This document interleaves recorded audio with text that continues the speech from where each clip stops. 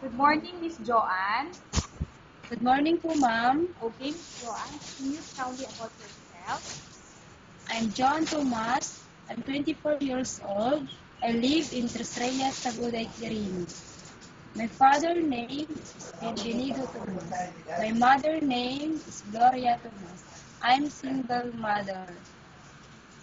Okay, I have few questions for you to answer, so let's start. Why Yes, do you ma'am. work as a maid? I want as a work as a maid because I want to help my family and my children. Okay, why you choose Malaysia when there is a lot of other country? I choose Malaysia because people there are kind and near in the Philippines. And Malaysia is beautiful country. Okay, how are you qualified for this job? I'm hardworking ma'am. May I know what is your education level is? I'm high school graduate ma'am. What is your recent working experience? Housemaid ma'am. Have you worked abroad before? No ma'am. Do you have experience of taking care of baby? Yes ma'am. And whose baby you are taking care of?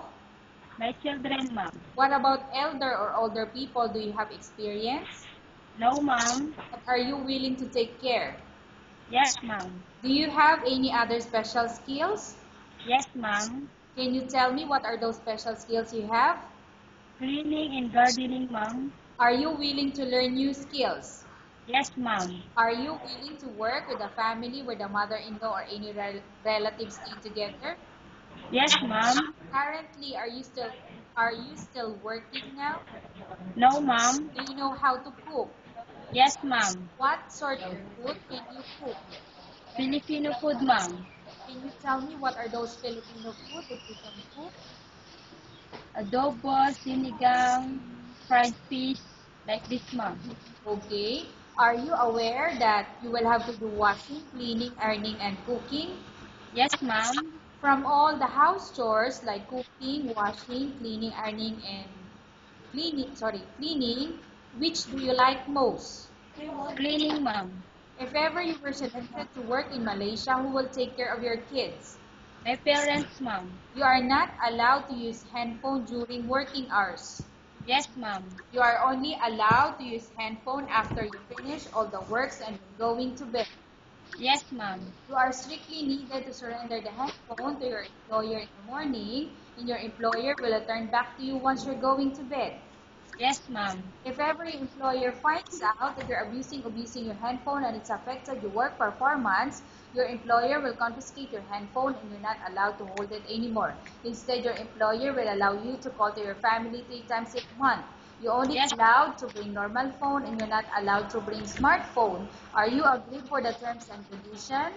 Yes ma'am. Are you agree to the rules and regulation for the handphone?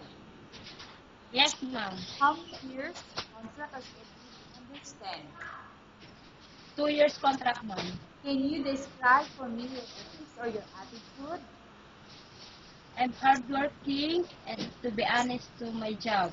Okay. How can you assure to us that you will work hard in Malaysia? To trust me ma'am. Can you promise not to use the telephone without the permission of your employer? Yes ma'am. Can you promise not to put on makeup or to dress properly while work? Yes ma'am. Can you promise not to invite friends or relatives without the consent of your employer? Yes ma'am. Can you promise not to ask for a salary from your employer under any circumstances? Yes ma'am. Do you really understand of the rules and regulation of the agency? Yes ma'am. Do you pay any placement fee for you to come to Malaysia to work as a maid? No ma'am. Do you have any history of sickness, example breast cancer or any other illness? No ma'am. Do you suffer from any skin diseases, allergy, or physical defect? No ma'am. Have you suffered from any serious illness? No ma'am. Do you smoke? No ma'am. Have you undergone any operation or surgery? No ma'am. Are you medically fit? Yes ma'am. Are you in any medication? No ma'am. Are you allergic with any food? No ma'am. Are you prepared to work for the employer of any race? Yes ma'am. Are you prepared to eat the type of food taken by your employer? Yes ma'am. Are you afraid of being left alone in the house? No, ma'am. Are you afraid of dogs or other pets? No, ma'am. Can you promise to work according to instruction from your employer? Yes, ma'am. Do you have any immediate family working in Malaysia? No, ma'am. Okay, Miss Joanne, we have finished our question section. Let's go to case study. I have a case study for you and I want you to answer me truthfully. Upon arrival in Malaysia within 6 months, if ever any of your family members pass away, what will you do? Will you continue to work till finish your contract or you will go back? I continue my contract, ma'am, and I pray my relatives pass away.